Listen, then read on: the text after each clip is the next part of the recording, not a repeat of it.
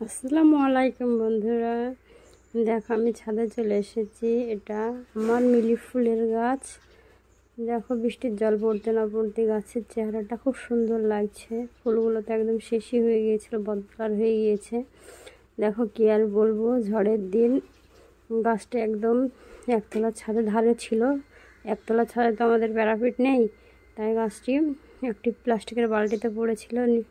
পাকা পড়ে গিয়ে একদম তছনছ হয়ে গিয়েছে, বালতিতে পুরো খাজা খাজা। সেই অবস্থা দেখে আমার তো মাথায় হাত। তারপর কি আর করব, কষ্ট করে একটি গামলাতে তুললাম, কিন্তু একা একা উপরে আনতে পারলাম না। তারপর বরকে বলে নিয়ে এসে এভাবে বসিয়ে রেখেছি। আর এই দিকে দেখো, বর ভোটে ডিউটিতে গিয়েছিল, সেখান থেকে বাসন্তী পোলাও দিয়েছে, সেটাই আমি এখন গরম করছি। সেন্টটা খুব সুন্দর লাগছিল, অনেক কাজু কিশমিশ দেওয়া ছিল। আর এদিকে চিকেনটা আগেই গরম করে দিয়েছিলাম, বর সাদা ভাতের সঙ্গে খেতে শুরু করে দিয়েছে। এইটুকুনি আমার জন্য রেখেছে। আলুটাকে গরম করে নিয়েছি, সঙ্গে একটি মিষ্টি ছিল। ভালোভাবে নিয়ে নিচ্ছি বন্ধুরা, তবে ভালো লাগবে খেতে। আর এইদিকে দেখো, আমার একটি মামাতো বোনের বিয়ে উপলক্ষে মেহেন্দির থালাটাকে খুব সুন্দর করে ওরা সাজিয়েছে। ভাইয়ের বিয়ে উপলক্ষে অনেক মুড়ি, বিস্কিট, চানাচুর, তারপরে চা, চিনি সমস্ত কিছু নিয়ে আসা হয়েছে। তারই কিছুটা এখানে রাখা হয়েছে।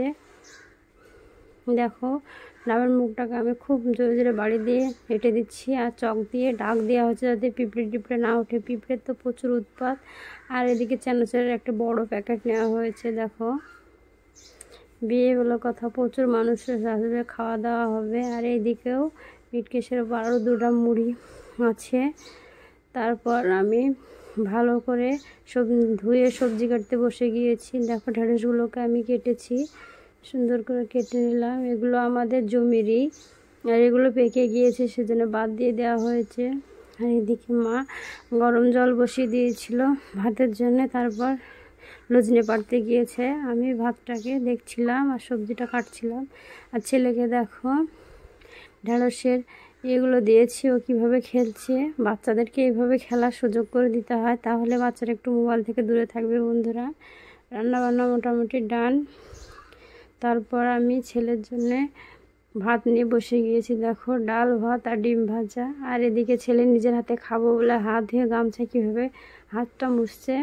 দেখো, খেতে বসে গিয়েছে, যদিও খাওয়াটাও নিজে শেষ করতে পারবে না, লাস্টে আমাকেই খাওয়াতে হবে। তারপর বাড়ি চলে এসেছি। দেখো, এটা আমার মানি প্ল্যান্টের গাছ, খুব সুন্দর লাগছে, তাই না বন্ধুরা? দেখো, বৃষ্টির জল পড়তে না পড়তে টাইম ফুল কীভাবে ফুটতে শুরু করে দিয়েছে। ঝড় বৃষ্টির কারণে অনেক গাছপালা নষ্ট হলেও আমার খুব ভালোই লেগেছে। বৃষ্টির ভীষণ প্রয়োজন।